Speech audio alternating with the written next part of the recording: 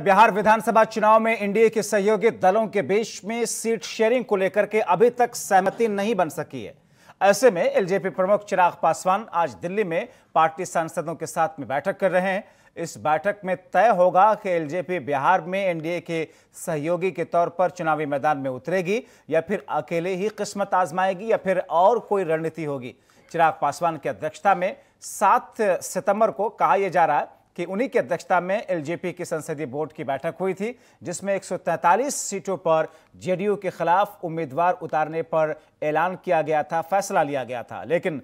राष्ट्रीय पार्टी ने राष्ट्रीय अध्यक्ष चिराग पासवान को इस पर अंतिम निर्णय लेने के लिए अधिकृत किया था। ऐसे में चिराग पासवान आज यानी बुधवार को दिल्ली में बैठक कर रहे हैं, जो कि बीजेपी के अध्यक्ष जेपी नड्डा ने रविवार को मुख्यमंत्री नीतीश कुमार से मुलाकात के बाद कहा था। बीजेपी और एलजेपी बिहार में नीतीश कुमार के साथ में उनके नेतृत्व में चुनाव लड़ेंगे। इस पर चिराग पासवान ने कहा था कि बीजेपी को नीतीश कुमार पर भरोसा है और उन्हें बीजेपी पर विश्वास है। इसके बावजूद उन्होंने नीतीश कुमार को लेकर प्रधानमंत्री मोदी को पत्र लिखा था। एलजेपी प्रमुख चिराग पासवान बिहार की नीतीश सरकार को लेकर के लगातार इस बीच में हमलावर रहे हैं और वैसे ही नीतीश कुमार की पार्टी की रोक एलजेपी पर। हमारे सहयोगी और रेजिडेंट एडिटर बिहार से दीपक प्रियदर्शी जुड़ चुके हैं। दीपक, आज की बैठक बहुत महत्वपूर्ण, संकेत क्या मिल रहे हैं? देखिए, जिस तरह की एलजेपी का रुख है और प्रधानमंत्री को पत्र लिखने के बाद आज एलजेपी के अध्यक्ष चिराग पासवान ने अपने सभी सांसदों की जो बैठक बुलाई है, उसमें इस बात को लेकर चर्चा होगी कि पार्लियामेंट्री बोर्ड की बैठक में जिस तरह से एलजेपी ने कहा था कि 243 में से 143 सीटों पर एलजेपी अपने कैंडिडेट देगी, तो क्या उस फैसले पर आगे प्रोसीड किया जाए या न किया जाए, इस पे तमाम चीजों पर, पहलुओं पर अपने तमाम सांसदों के साथ चिराग पासवान जो है वो उनसे राय मशविरा लेंगे। क्योंकि जिस तरह से केसी त्यागी के बयान पे एलजेपी भड़की हुई है कि केसी त्यागी ने कहा था कि